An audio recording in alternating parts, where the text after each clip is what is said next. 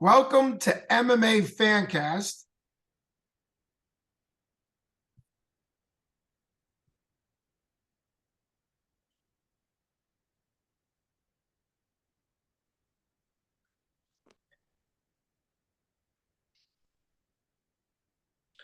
Are you frozen?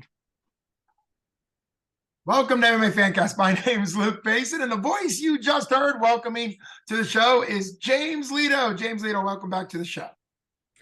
Thanks for having me. I'm excited to be back on. It's great having you back on. We've got a huge fight to talk about for you. You've got a big-time fight coming up, a big wrestler versus wrestler showdown that gets everybody excited. And it's also a big gym versus gym. You're a Stout Pittsburgh guy. He's an Indio DoJo guy, both gyms with big fans behind him. But I want to talk to you a little bit. You were nice to come on before your debut fight. You're a wrestler out of Pitt University. You're a D1 wrestler on the team at 184. The fight's going to be at 185, April 15th for 247 Brandenburg 16 at the Meadows Casino. So we're going to talk about that in a little bit. How's the wrestling been going for you this season? You obviously put a lot of work in on the mats there for the Panthers. It's amazing training. I get along with the team. They're great. I'm not gonna lie, result wise, they haven't been what I wanted them to be. I'm not starting, but I mean I get to be around a bunch of guys that I get along with and work hard every single day. And opportunities like these where I get to test myself excite me, and I think they're great for me, and I get to show my training that I do here at Pitt. Sure, you put in starting or not, and I'm sure, like you said, that's a little disappointing. But the time in the mat room there at Pitt is a university joke on university because you're already at a university, but it's a university level experience as far as wrestling goes. So that is fantastic. Have you been cross training at Stout Pittsburgh throughout your time, or do you kind of wait for the wrestling season to wrap up, which will be soon, and then jump into it? Because April's still a month and a half away.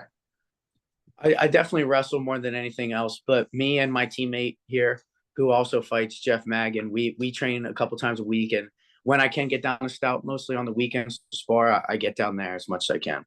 Okay. And that makes a lot of sense. You're also a full-time college student, and school is a big part of, obviously you're in college. That's a big part. So you've got a lot going on. You made your debut in July. You won by second round armbar, and your opponent is a former collegiate wrestler like yourself, and he's 1-0. You're 1-0. You actually made your debut at light heavyweight, which really wasn't the plan. That kind of became your fight, but you're going to obviously be fighting at 185. You're a 184-pound fighter. So what are your thoughts on Ken Burrs? You both are good names to be fighting each other. I think it's a perfect matchup. You have D1 level experience. He is D1, 2, and 3 level experience as far as competing goes, and he competed at 2 national qualifying tournaments for Division 3. So what do you think of him as an opponent? Did you watch his fight? And kind of let's jump into that, because this is a big time matchup for a 1-0 versus 1-0. It's got a lot of hype and excitement behind it. I think well deserved.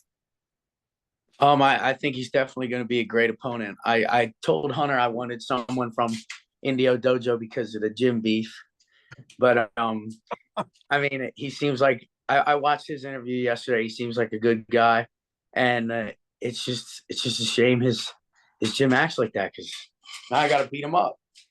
I mean, he's a good opponent though, and I don't take anybody lightly, and I respect him, but I got to do what I got to do. April 15th. Well, I think that's why fans are going to be excited. I'm saying this, I think absolutely it's probably going to be a sellout crowd. Get your tickets from you and anybody at your gym for people that want to see you fight. I feel like I'm a neutral third party here at MMA Fancast. I try to be. And I know a lot of the guys at Indio DoJo. Obviously, I have them on the show. I have you guys on the show. I love Stout Pitt and Indio DoJo. But let's talk a little bit about the gym beef, because obviously it's part of the story. So what is the gym beef? And I'm going to try to stay neutral, but I'm just giving you the opportunity to share. Well, it started with one of their members saying that Stout wasn't very skilled and that our best guys weren't very good wrestlers. And I wasn't involved in the beef at first, but after my first fight, um, one of their members, David Krause, called me out, who fought at heavyweight and 205. And it's no secret, I'm not a light heavyweight at all. And he called me out at 205 when I walk around at like 190. And I told Hunter to set my teammate Jeff Magan up with him, and who is a light heavyweight, and he said no. So he wants to fight me because I'm a little guy. I'm smaller than him, but he doesn't want to fight someone his own size. So I think that's a punk move, and I think them talking on our gym, they started it. So this is their fault. But I mean, I think he's scared of my teammate, and I think they're intimidated by us because they know that we're good, and they're trying to make a come up against us. But I think we're in a good spot as a gym, and we keep growing, and we're not going to stop. And I'm excited about that. But jealousy, it's they seem to be pretty jealous of Stout. Well, I appreciate you sharing sort of the gym beef. Both gyms, really all the gyms in the area, Stouts being a huge one. The Academy, Pittsburgh Academy, Mat Factory, 247 Fighting Championship is really blessed to have so many great home gyms, so many great gyms in the area of Pittsburgh, Western Pennsylvania.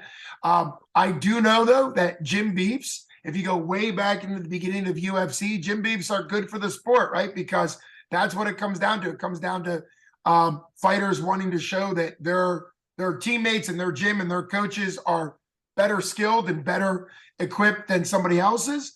And also good for the sport is also cross training. So it's very exciting. You probably already know this, but just as a reminder, I had the honor of being part of the 247 awards show. I'm sure you are aware that both your coaches and the gym were both. So the gym, Stout Pittsburgh, was named Gym of the Year through a lot of voting, and it was very exciting. And there were a lot of great gyms in there in the running, and your coaches Will and Mike Wilkins also won. So let's talk a little bit about that. What's it like for you? Because you already brought up the fact that you're proud to be fighting and training out of Stout Pitt. What was it like to see your gym win Gym of the Year, and also your two head coaches win Coaches of the Year? It's well deserved. They're in there every day at one of the 3 locations, Zelienople, Bridgeville, and the Strip.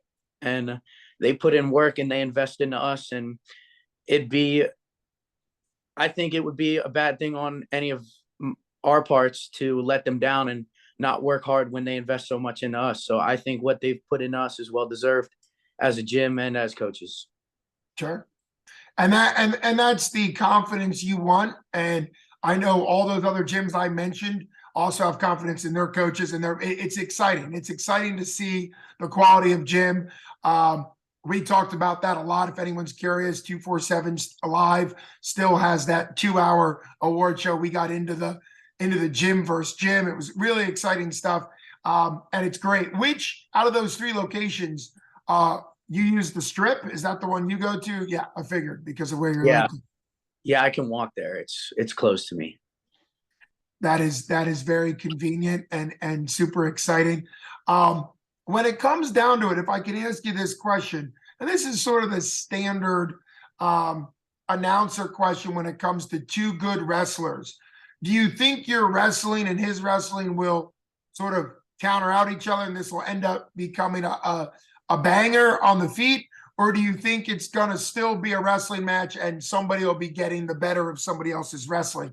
And it's okay. Obviously we don't know what's going to happen, but just what are your thoughts about wrestler versus wrestler? I don't know, Antonio. What do you think? He's gonna knock him out for sure. Hey, Antonio, welcome to the show. My name's Lledo. Great to have you on. Yeah, but in all seriousness, I think my wrestling is really good, and I have Keith Gavin, Drew Headley, Jake Wenzel, Luke Pletcher, all his coaches, all great wrestlers. I'm with them every day. I have great training partners, and that's what I'm doing the most out of anything. So I think I have really good and advanced wrestling, and I have great coaches and training partners to help me continue to improve it all the way up until the fight. And I think it's just going to help me to do whatever I want to do, take the fight where I want to take it. And that's the fantastic confidence you have from training at Pitt University. I'm sure you already know this, but it's kind of a cool tie-in to your opponent in sort of a fun way. Drew Headley is the son of the longtime former head coach Ron Headley, who's just an incredible guy. His son is incredible as well, as you know. And so your opponent, Ken Burrs, trained under your current coach's father. So it's really cool. It is super exciting. It's Waynesburg University wrestling product versus Pitt University wrestling. You're obviously training with true legends and have a great team around you. It's super exciting. I believe that Coach Will is the striking coach. I know Coach Mike Wilkins, he's a black belt. He often competes against other black belts in jiu-jitsu tournaments and wins. He's a very high level black belt, as you know, plus a very good MMA fighter who fought for a CFFC title years ago in Philly, and I was there live to get him to fight for that. Is Coach Will your striking coach? And you mentioned having confidence to be able to knock Ken Burrs out if it remains on the feet, ends up being a striking contest. Is Coach Will your striking coach, and how's that been going as far as picking up striking to complement your wrestling?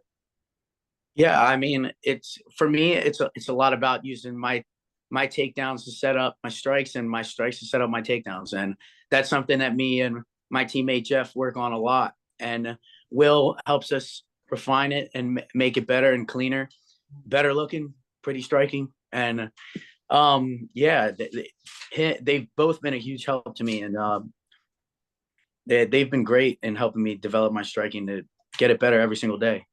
And you're putting the work in, which is fantastic. It's always an honor to chat with you. Let's go through your thank yous. I know you already listed a lot of your coaches and training partners. The handsome Antonio came on, which was, I believe you said Antonio, so it was nice to have him on the show. Always nice to have drop-in guests. I'm also always willing to interview D1 or high-level wrestlers as well, because MMA has a foundation in wrestling, so maybe that'll be somebody I'll have on in the future. But going into this fight, what are your shout outs and thank yous as far as if you have sponsors or anybody that you want to appreciate coming into April 15th, Brandenburg 16 at the Meadows Casino. It's going to be super, super exciting. So let's get to that. Well, I have to thank Pitt Wrestling. I mean, if it weren't for them, I probably wouldn't be fighting right now. I wouldn't have been introduced to Stout Pittsburgh and Mike Wilkins and Will Morrill if it wasn't for them. And I'm with them every day. I have to thank them. I have to thank Stout, Mike, Will, all of them. I thank my parents. My dad's been huge in helping me, always encouraging me to compete and not be scared of anything. And my mom's been there every step of the way with me too. So I have to thank her. And I just have a great support group, all my friends and family, everybody. I mean, I can't say thank you to everybody because there's just so many. Who are you excited? Obviously, your teammates, your coaches, they'll be there. But this is you're a Pittsburgh guy. This is a hometown location for you. Who are you excited to have to be there to watch you fight? Is there anybody that's going to be there as a fan that wasn't able to make your debut in July, whether it's a family member or grandma? Like, who do you expect to be there April 15th that maybe wasn't able to be there in July, or just that you're super excited to have there? I'm bringing an army this time. Oh, there you go. Bunch of my Pitt Wrestling buddies are coming up this time. Bunch of my friends from home. Last fight, I had like 20 of my friends from home sleeping at my house. Yeah, and this time it's probably going to be like 30 or 40. I'm going to get air mattresses. So, I mean, it's going to be a big crowd, a big turnout. So I'm super excited for that. But yeah, I mean, I invite a lot of people and it's fun for them. I mean, my dad would never miss this for the world.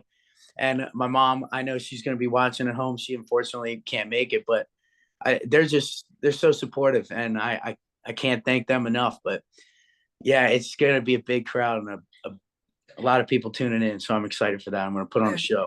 As that is what's exciting about live for people that don't know it.